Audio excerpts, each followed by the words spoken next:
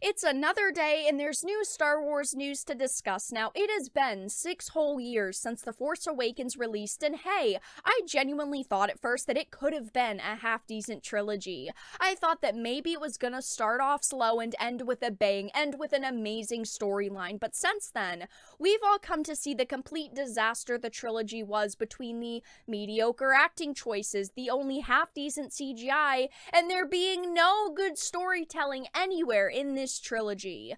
I genuinely thought that Disney could have raised Star Wars to new heights, dedicated so much manpower and money to it that nothing could rival it, and I'm sad that I was wrong, because I've been a Star Wars fan for a very long time now, but we as fans figured out very quickly after The Force Awakens launch that this set of movies had zero direction, and J.J. Abrams decided to discuss this during an interview recently, proving us fans right yet again. Disney seriously bought one of the most popular franchises in history and didn't have a plan for it. So this article is titled, J.J. Abrams Reflects on Star Wars and When It's Critical to Have a Plan. So J.J. Abrams was never supposed to direct more than one film in the Star Wars franchise. When he was first approached about tackling Episode 7, he turned it down. I'm personally not a huge fan of J.J. Abrams. He's worked on very little that I've liked. I just think that he's one of those really overhyped directors. I know a lot of people really like him, and if you do, that's great. I'm personally not a big fan of him. But it says it took some convincing on the then new Lucasfilm head Kathleen Kennedy's part to get him to agree to sign on, and in doing so, Abrams said at the time that he was excited about the idea of creating a foundation from the ground up from which other stories might grow. So it says, as Abrams was working on The Force Awakens, Lucasfilm rushed to the finish line and hired Rian Johnson and Colin Trevorrow to co-write and direct the next 2 episodes.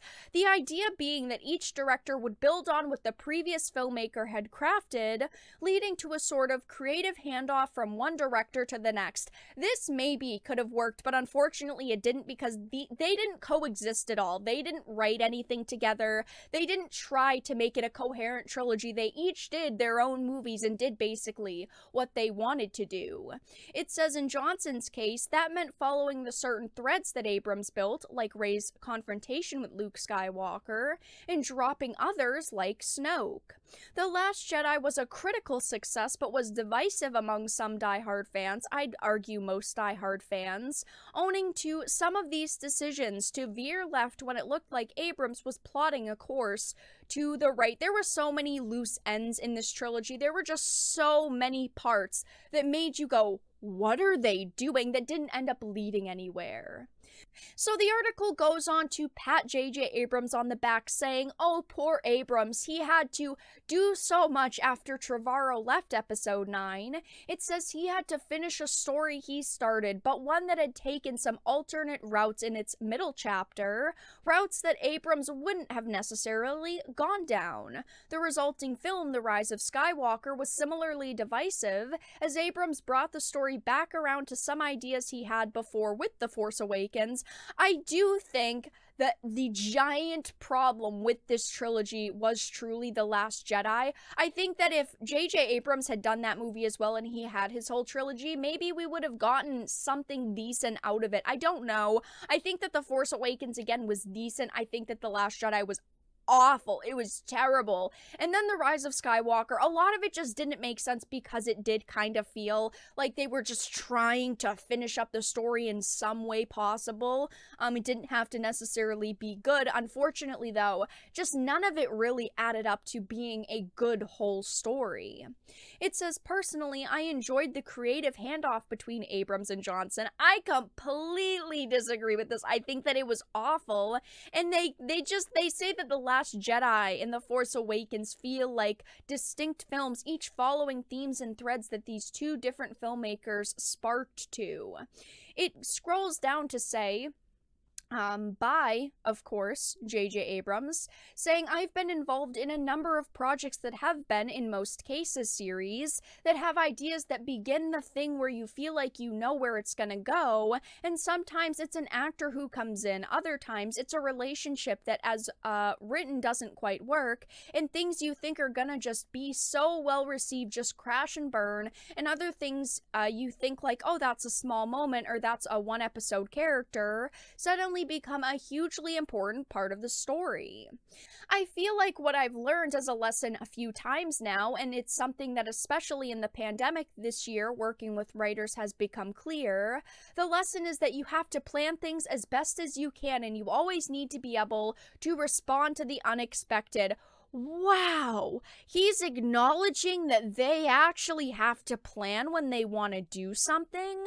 It says there are projects that I've worked on where we had some ideas, but we hadn't worked through them enough. Sometimes we had these ideas, but then we weren't allowed to do them the way we wanted to. I've had all sorts of situations where you plan things in a certain way and you suddenly find yourself doing something that's 180 degrees different, and then sometimes it works really well and you feel like, wow, that came together. And other times you think, oh my god, I can't believe this is where we are. And sometimes when it's not working out, it's because it's what you planned. And other times when it's not working out, it's because you didn't have a plan.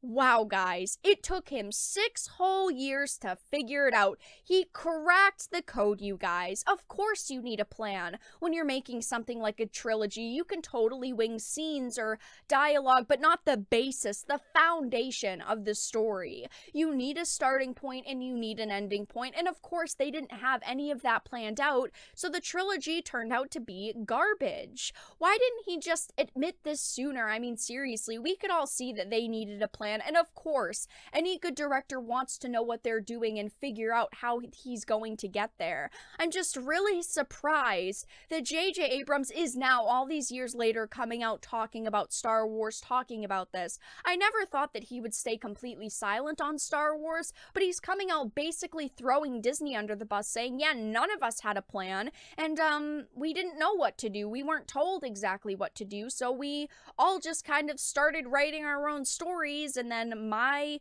movie kind of got thrown out by Rian Johnson, and we ended up with this trilogy.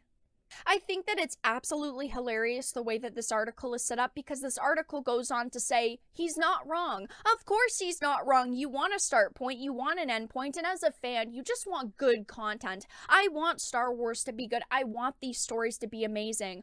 But The Force Awakens, The Last Jedi, and The Rise of Skywalker as a trilogy just didn't work out, in my opinion.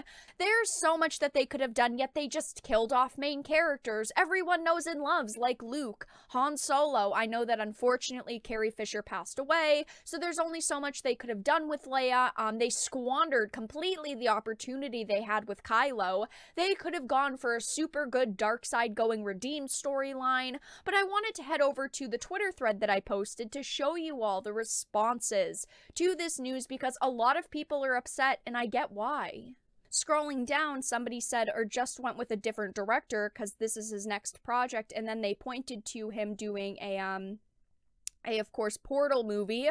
A lot of people are very skeptical of this as well.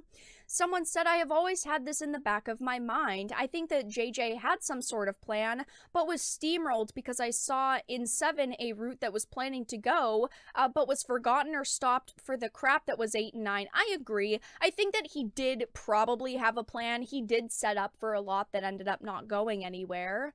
But it says, to be fair, J.J. Abrams handled the franchise and fan response much better than Rian Johnson did. I will agree with this. I don't like J.J. Abrams that much, but I do think that he at least started the trilogy off okay. I think that it could have gone somewhere decent. I thought that he kind of knew what he was doing, but it just ended up going in the trash can, basically.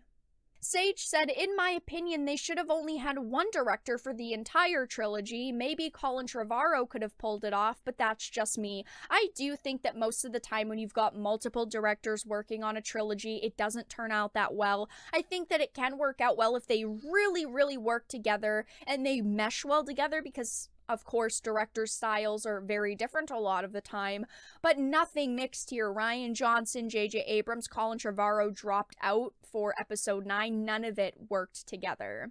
But it says, imagine that! Who could have guessed? The correct answer is basically everybody. And Chief Eddie said, well, no shit, JJ. It's so unfortunate that they ruined this trilogy because no one had a plan. No one knew what they were doing. I wanted this to be good. I want to see good Star Wars content, but unfortunately now, with the way that Lucasfilm is going, I don't know if we're going to see amazing Star Wars content for a very long time. If we do, I want to have hope that they can do better and they will not completely kill off a franchise that we all know and love, but I'm not sure if that's going to happen at this point. Star Wars is in a very rough place right now, and honestly, how much lower can it go? But let everyone know your thoughts in the comment section down below.